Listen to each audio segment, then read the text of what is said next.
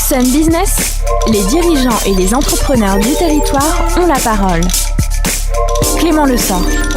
Bonjour à toutes et à tous, ravi de vous retrouver pour ce nouveau numéro de Sun Business. Vous le savez, c'est tous les mardis à 12h30 que je vous donne rendez-vous pour parler économie et entrepreneuriat sur notre territoire. Alors ça tombe bien puisque structure d'accompagnement de start-up et projets innovants numériques pour les régions Pays de la Loire et Bretagne. Je reçois ce midi Anthony Gongora, bonjour. Bonjour à tous. Vous êtes responsable start-up pour ADN West et ADN Booster précisément. ADN Booster, c'est le bras armé de l'accompagnement des start-up d'ADN West qui est une association qui rassemble les décideurs du numérique.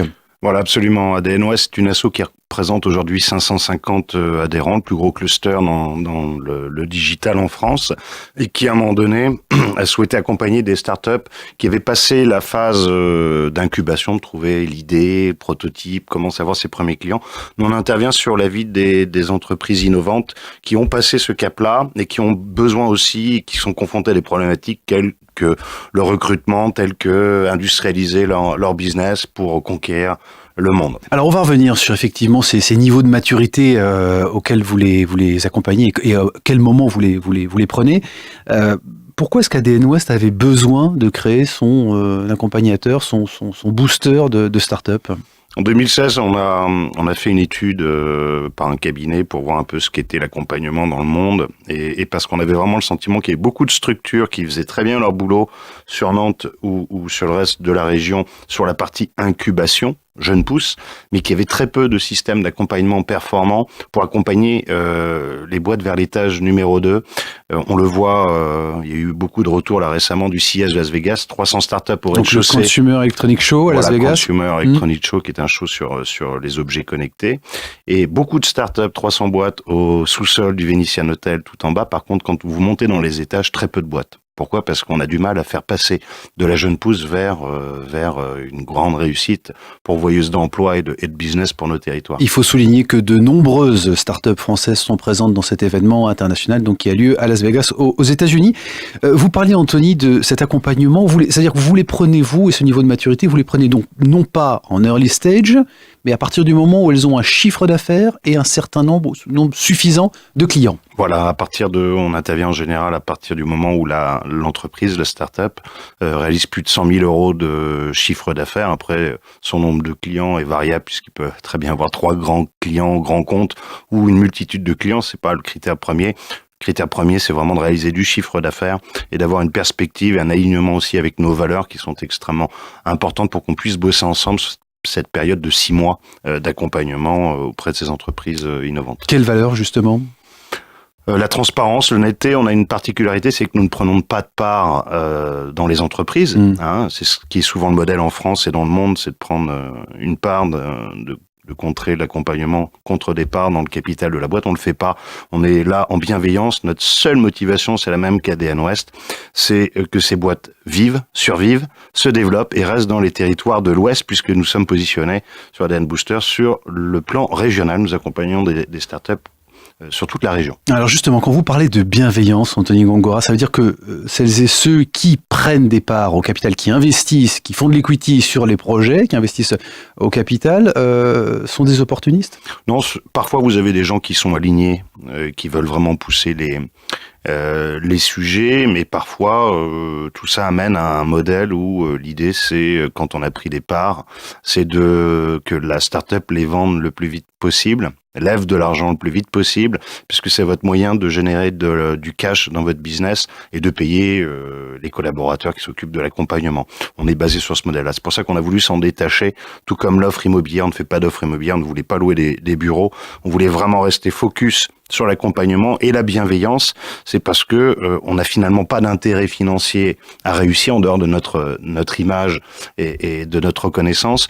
On est vraiment là en bande de gens pour aider des startups qui dédie de l'argent et du temps pour les accompagner et les faire réussir. Alors, comme le font des réseaux comme le réseau Entreprendre ou d'autres réseaux d'ailleurs. Justement, qu'est-ce qu'elles attendent de vous concrètement? L'accompagnement, il se décline sur des aspects juridiques, financiers, d'innovation. Comment vous les accompagnez sur 6 mois? On est parti d'une feuille blanche en janvier 2017. Aujourd'hui, on a mis en place des process et on a évolué puisqu'on a des promotions trimestrielles, en moyenne 4 à 5 entreprises qui rejoignent l'accompagnement. Et l'idée, c'est de commencer très durement, avec de la bienveillance, mais très durement, par toute une série, près d'une douzaine d'audits sur tous les pans de l'activité de l'entreprise. Ça va être comment tu fais du business, quelle est ta stratégie digitale, ton juridique, etc., etc. L'idée, c'est d'avoir une photo très précise dès le début de l'accompagnement, dans les 15 premiers jours, de façon à adapter cet accompagnement sur les 6 mois à venir et qu'on épouse vraiment la problématique. Donc certains, on va gérer que la vision à 2-3 ans et la disruption de son propre marché, et d'autres, on va reprendre des choses beaucoup plus globales. Il n'y a pas de stéréotypes et de clonage dans les startups. Anthony Gangora, ça veut dire que vous vous appuyez sur des compétences et sur les compétences de vos partenaires. C'est bien ça? Quels sont-ils? Qui sont-ils? Alors, on va pas tous les lister, mais aujourd'hui, on a 25 partenaires, une majorité... Quel est leur profil? Voilà, alors à peu près 20 partenaires, ce sont des boîtes privées qui apportent dans le booster à la fois un peu de cash pour nous aider, pour financer notre modèle, puisqu'il n'est basé que sur un modèle privé, pas de subvention. SAS, ADN Booster est une SAS, une entreprise commerciale qui appartient à 100% à une association. Donc une société par action simplifiée. Voilà, par action simplifiée. Et donc, ils apportent du cash et aussi des conseils, des terrains d'expérimentation. Je vous donne 2 exemples. Système qui vient de rentrer comme partenaire. On nous dit, voilà, nous, on a un super Fab Lab au siège. Vous pouvez l'utiliser quand vous voulez avec vos startups. Et en plus, on a des magasins. Donc, mettez en place des business avec nous. Voilà, par exemple, leur sens. Des acteurs de l'agroalimentaire, des institutions financières, des acteurs du juridique et de la comptabilité. Quel est l'avantage pour eux? C'est-à-dire qu'ils viennent chercher des futurs clients ou de l'innovation?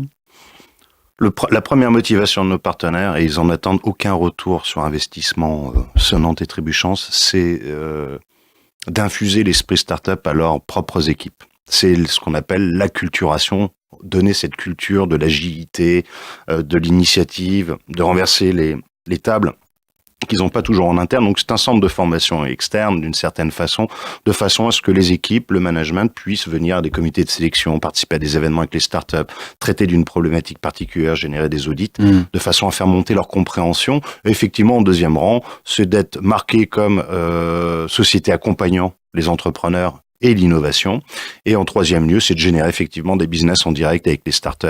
Voilà, c'est très clair. Les porteurs de projets vont contribuer à hauteur de 2 000 € pour cet accompagnement. Ça reste un investissement symbolique ou c'est lourd pour eux?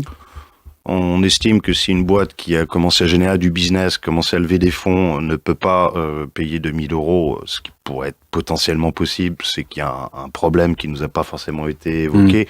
C'est plus pour le symbole, puisque la gratuité ne confère pas toujours de valeur aux choses. Le gros est payé finalement par les partenaires qui financent le modèle, mais on veut effectivement que les boîtes s'engagent, puisqu'on est plutôt dans une action inclusive, on rentre dans les modèles, on ne met pas un bouquet de services à disposition des startups où ils viennent piocher quand ils le désirent ou quand ils ont 2 minutes. C'est du sur-mesure, c'est du sur-mesure en fonction des besoins. S'il y a du sur-mesure sur 6 mois, est-ce que ce n'est pas trop court, Anthony Gangora? Est-ce qu'il n'y a pas un sentiment de frustration et est-ce que vous ne les laissez pas un peu seuls dans la nature à l'issue de cet accompagnement? Non, parce qu'on intervient sur un bout de vie de la boîte et sur des sujets très précis. Il existe, d'ailleurs, on co-construit avec certains de nos partenaires qui sont institutionnels. Je prends l'exemple d'Angers Technopole, d'Atlampol ou d'autres, des sujets en parallèle. Donc, il y en a qui ont des systèmes qui ont des temps longs de 24, 36 mois, comme le cas d'Atlampol. Et nous, on est plutôt sur des choses flash, rudes, pour gérer des choses à moyen terme. Et d'ailleurs, les effets, les résultats sont parfois a posteriori de l'accompagnement. Ils sont pas pendant les 6 mois, le temps qu'ils structurent, qu'ils mettent en place leurs actions. Donc, on est juste à un moment de vie des boîtes pour qu'elles puissent vraiment solidifier. Est-ce que vous veillez chez ADN Booster à la diversité de la nature des projets que vous accompagnez? On n'a pas un focus sur le e-commerce ou sur la santé, etc. On est très éclectique puisqu'on a aujourd'hui des startups qui travaillent sur la RSE, sur le bien-être dans les entreprises, d'autres qui travaillent sur de la cybersécurité comme Digitemis, sur la balade connectée comme Baludic, etc. On a plein de sujets. À Vaulois, en relation particulier, avocats. Ils sont venus ici, effectivement. Mais est-ce qu'aujourd'hui, il ne faut pas se concentrer davantage sur ce qu'on appelle la deep tech, donc ces propositions et ces projets à haute valeur technologique plutôt que sur des développements de services concurrentiels qu'on retrouve un petit peu régulièrement, trop souvent sur le territoire? C'est effectivement une initiative qui est portée par Nantes autour de ces sujets. Oui, mais ça demande la mise en place d'un mécanisme associant aussi ce qu'on a d'ailleurs en collège au sein d'ADN Ouest, les chercheurs, les écoles, les entrepreneurs. Donc c'est toute une mécanique qui est en train de se mettre en place. Effectivement, là, on va avoir des barrières techno assez fortes, de vraies innovations, pas que d'usage, des innovations techno. Donc oui, il faut pousser ça, c'est clair. Anthony Gangora, est-ce qu'il y a trop, pour terminer, est-ce qu'il y a trop de dispositifs d'accompagnement de start-up sur le territoire? On pense à Startup Village by CA, Startup Palace, Plugin, Creative Care Factory, Incubator. Depuis 5 ans, pas moins de 40 nouveaux dispositifs d'accompagnement ont été recensés sur le territoire. Est-ce qu'il y en a trop? Je ne pense pas. Effectivement, forcément qu'il y aura peut-être d'une certaine façon des écrémages à un moment donné pour ceux qui réalisent le mieux leur job. Mais à contrario, je pourrais poser la question sur certains territoires qui n'ont aucun système d'accompagnement. Est-ce que c'est mieux? Je ne pense pas. Donc je pense que l'offre va permettre de professionnaliser maintenant.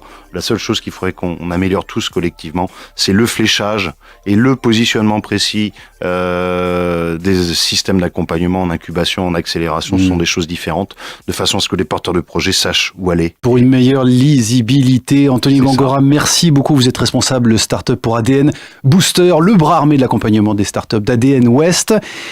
Merci d'avoir été avec nous. Vous pouvez retrouver cette émission, bien sûr, sur les players et l'application mySun. Comme chaque semaine, c'était Vincent Levesque qui nous accompagnait à la réalisation.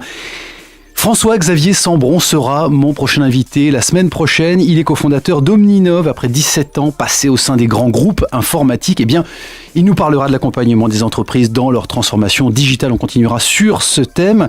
La question, selon lui, n'est pas de se sentir plus ou moins concerné par ces évolutions, mais de savoir comment vivre et non subir cette révolution des usages. Je vous souhaite une excellente semaine et je vous dis à mardi prochain pour un nouveau numéro de Sun Business. Merci.